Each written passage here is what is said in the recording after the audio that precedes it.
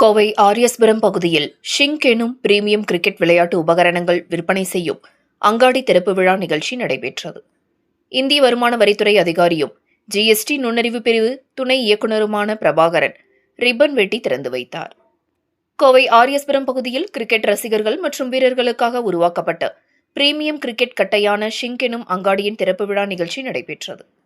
உயர்தர கிரிக்கெட் உபகரணங்கள் மற்றும் கிரிக்கெட் விளையாட்டிற்கு தேவையான அனைத்து விளையாட்டு உபகரணங்களும் ஒரே இடத்தில் கிடைக்க வேண்டும் என்ற நோக்கத்துடன் இந்த கடை தொடங்கப்பட்டுள்ளது.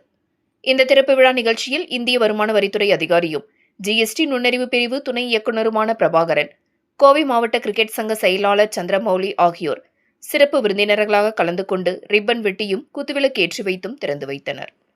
கூடுதலாக கண்ணகி திரைப்பட இயக்குநர் யஷ்வந்த் கிஷோர் மற்றும் பவிழம் ஜுவல்லர்ஸ் இயக்குநர் லிஜோ எஸ் சுங்கத் ஆகியோர் இவ்விழாவில் கலந்து கொண்டனர்.